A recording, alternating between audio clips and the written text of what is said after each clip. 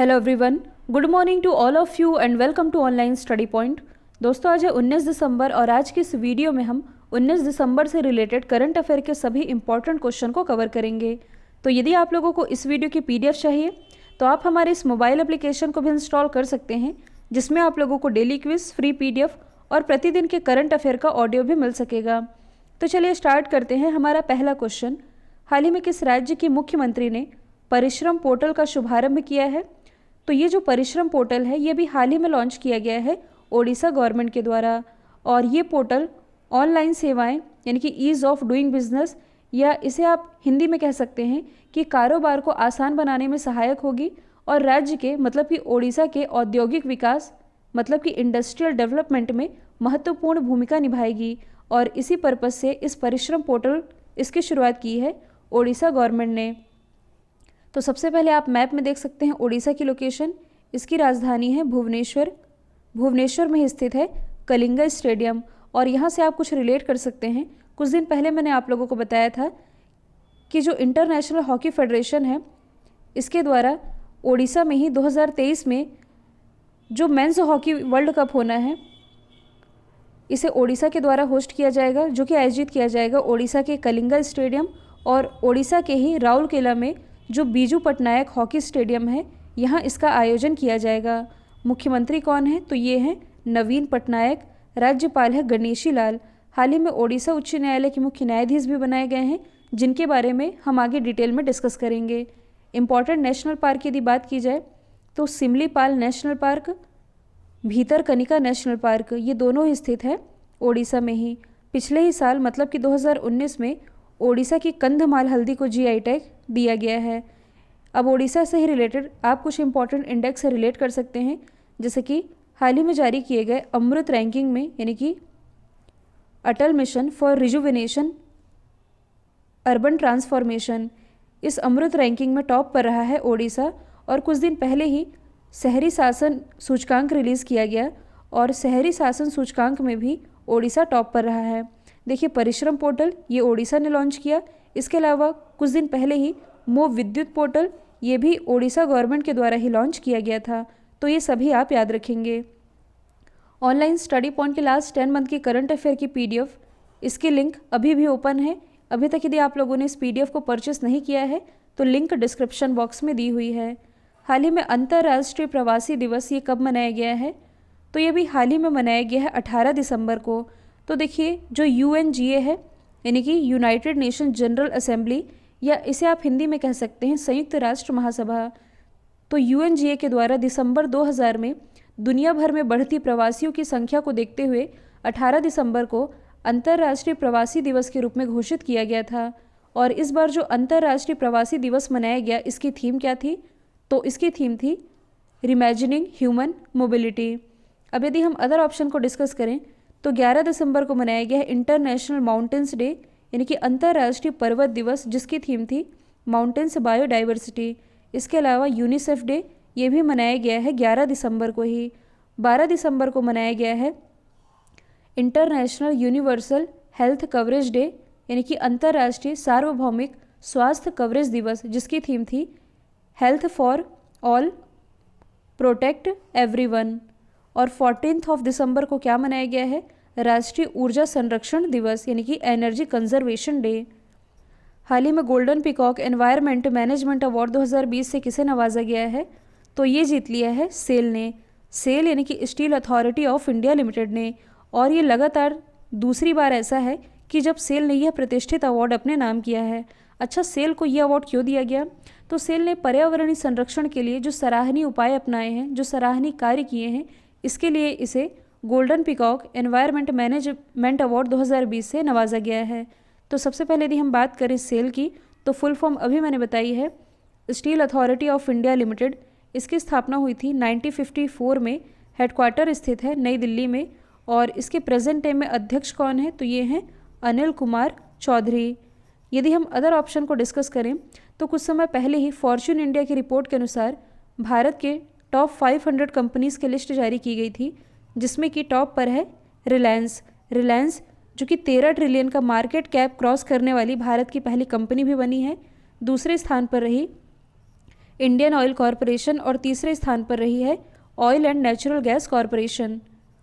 हाल ही में अमेरिका ने किस देश के प्रति सख्त रुख अपनाते हुए करेंसी मैनिपुलेटर्स यानी कि मुद्रा हेरफेर करने वाले देशों की लिस्ट में निगरानी सूची में डाल दिया है? तो देखिए, हाल ही में अमेरिका ने भारत के प्रति सख्त रुख अपनाया है और भारत को करेंसी मैनिपुलेटर्स यानी कि मुद्रा हेरफेर करने वाली देशों की लिस्ट में डाल दिया है। तो देखिए, चीन, ताइवान जैसे 10 देशों के साथ करेंसी मैनिपुलेटर्स यानी कि मुद्रा हेरफेर करने वाली देशों की लिस्ट में भारत को शामिल किया गया है। मतलब कि जो यूएसए है, इसने उन सभी देशों को करेंसी मैनिपुलेटर की लिस्ट में डाल दिया है जो कि यूएसए के सबसे बड़े व्यापारिक साझेदार देश हैं, जैसे कि China, Taiwan, Japan, Korea, Germany, Italy, Singapore, Thailand, Malaysia. Bharat के साथ इन कंट्रीज़ को भी करेंसी मैनिपुलेटर्स की लिस्ट में डाला गया है यूएसए के द्वारा। तो सबसे पहले आप वर्ल्ड मैप में देख सकते हैं, ये है नॉर्थ अमेरिका, ये है साउथ अमेरिका। दोनों के ही बीच में एक स्ट्रेट है जिसका नाम है पनामा स्ट्रेट। यदि हम बात करें यूएस की, तो इसकी कैपिटल है वॉशिंगटन डीसी। इसी वॉशिंगटन डीसी में हेडक्वार्टर स्थित है इंटरनेशनल मॉनेटरी फंड और वर्ल्ड बैंक का। इसके अलावा यहाँ की करेंसी क्या है? तो ये है यूएस डॉलर। प्रेसिडेंट, तो हाल ही में यूएसए के 46वें क्रम के प्रेसिडेंट बनाए गए हैं, इनका नाम क्या है? Joe Biden.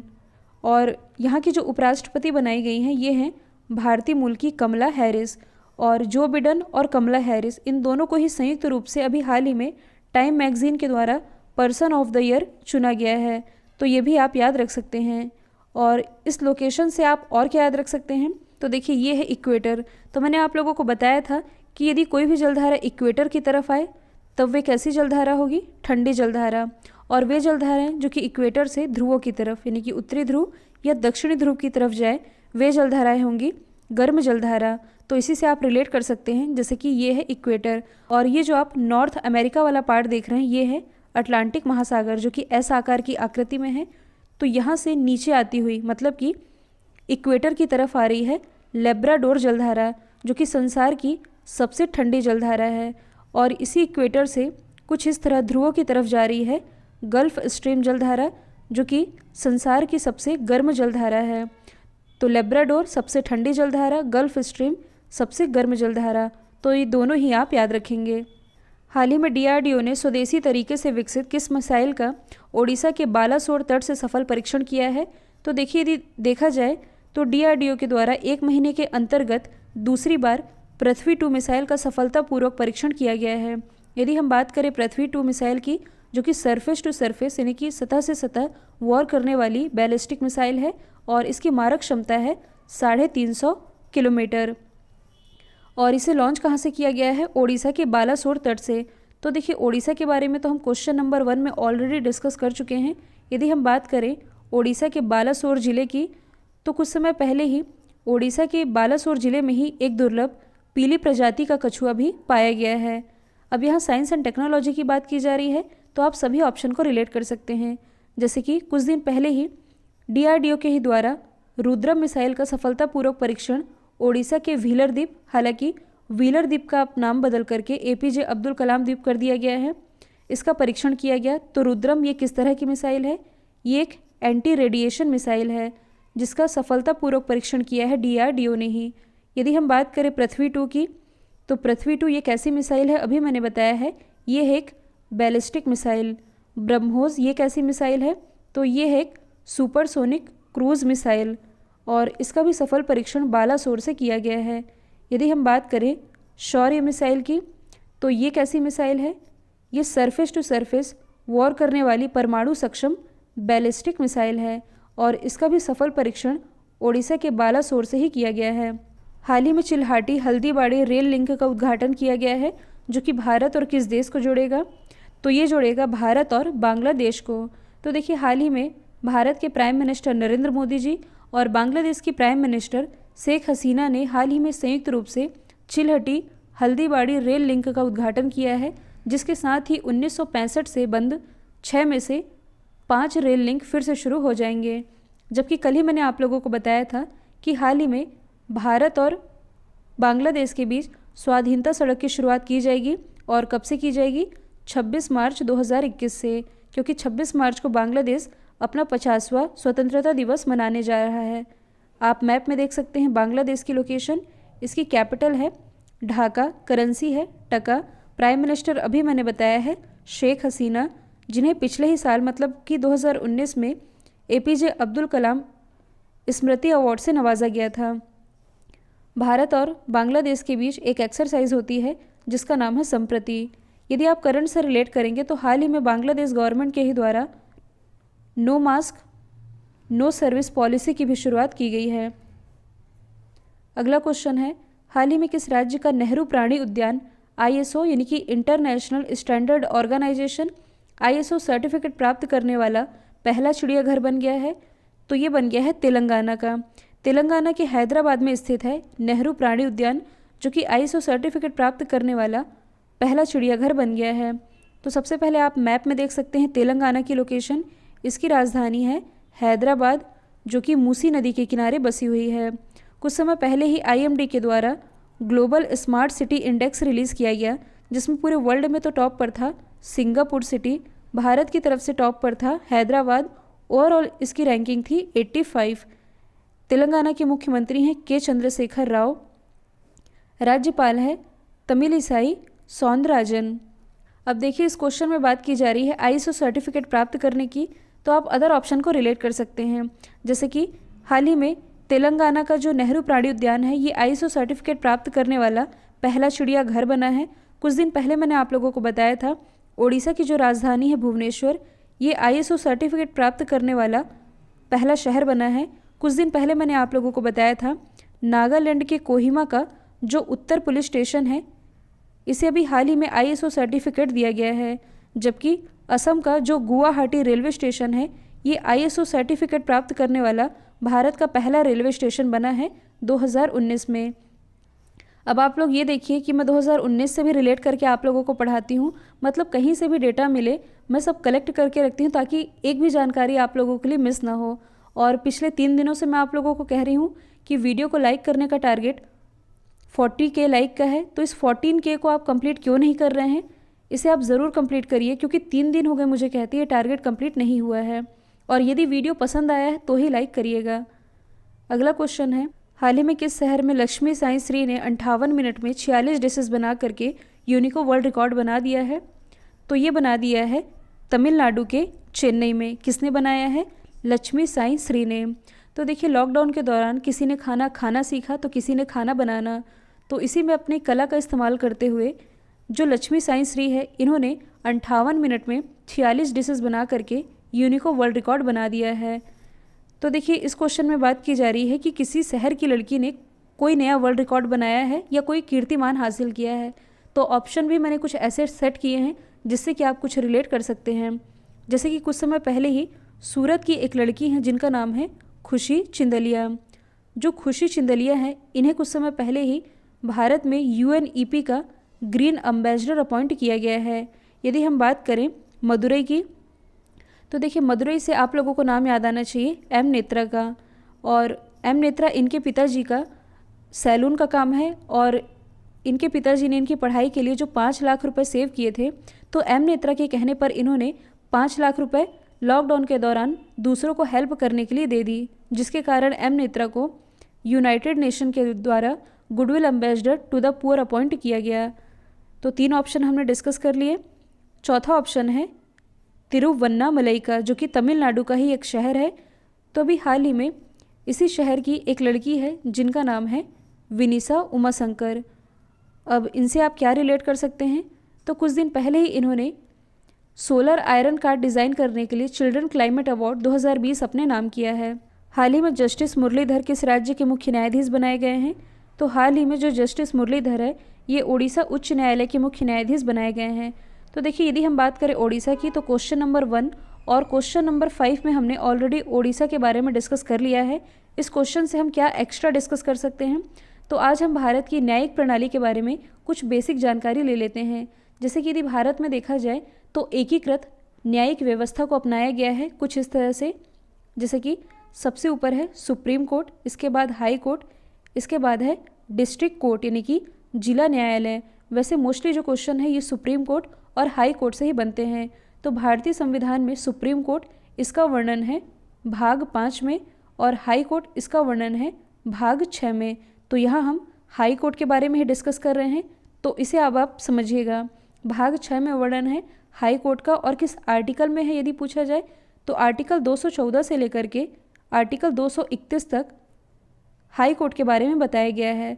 और ये सभी आर्टिकल इम्पॉर्टेंट नहीं है, हाई कोर्ट से रिलेटेड केवल 2 ही आर्टिकल इम्पॉर्टेंट है, एक तो ये पहला और एक लास्ट वाला।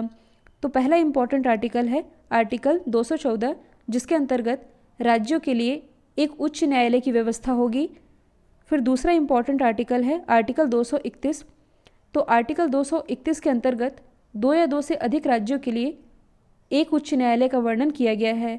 अब इसे आप समझिएगा, मैंने क्या कहा है कि आर्टिकल 231 के अंतर्गत 2 या 2 से अधिक राज्यों के लिए एक उच्च न्यायालय का वर्णन किया गया है। अब वो कैसे? तो प्रेजेंट टाइम में भारत में कितने राज्य हैं? तो 28 राज्य हैं और 8 यूटी है। अब इसमें भी आप कंफ्यूज नहीं हो जाइएगा, क्योंकि 28 राज्य तो हैं, पहले यूटी की संख्या 7 थी, इसके बाद लद्दाख और जम्मू कश्मीर ऐड हुए तो 9 यूटी हो गए। लेकिन इसी साल दादरा एवं नगर हवेली और दमन द्वीप इनका विलय कर दिया गया। तो आप कह सकते हैं अब भारत में 28 राज्य और 8 यूटी है। और इन 28 राज्य और 8 यूटी के लिए कुल कितने उच्च न्यायालय हैं? तो 25 उच्च न्यायालय हैं। 25वां उच्च न्यायालय ये तो 2019 में, मतलब कि जनवरी 2019 में आंध्र प्रदेश के अमरावती में ओपन किया गया है। तो 28 राज्यों और 8 यूटी के लिए केवल 25 उच्च न्यायालय की व्यवस्था की गई है, जिसमें कि आप ये कह सकते हैं कि जो 24 उच्च न्यायालय हैं ये तो राज्यों के लिए है, और एक जो उच्च न्यायालय है ये दिल्ली में स्थित है। मतलब कि दिल्ली भारत का एकमात्र ऐसा यूटी है जिसका स्वयं का उच्च न्यायालय है, क्योंकि एग्जाम में ये पूछा जाता है। हाल ही में किस देश का चांग E5 यान चंद्रमा की सतह से पृथ्वी और मिट्टी के नमूने लेकर पृथ्वी पर लौटा है? तो चांग E5 मिशन जो कि चर्चे में रहा है, ये है चाइना का चंद्र मिशन, जो कि हाल ही में चंद्रमा की सतह से पत्थर और मिट्टी के सैंपल लेकर के पृथ्वी पर लौटा है। तो अमेरिका के अपोलो और रूस के लूना चंद्र अभियानों के बाद पहली बार कोई देश चंद्रमा की सतह से नमूने लेकर के आया है। और ये जो सैंपल हैं जो कि चांग E5 के द्वारा लाया गया है, ये पृथ्वी के इस उपग्रह यानी कि चंद्रमा की जो सतह है और उसके अतीत के बारे में नई जानकारी प्रोवाइड कराने में हेल्प करेगा।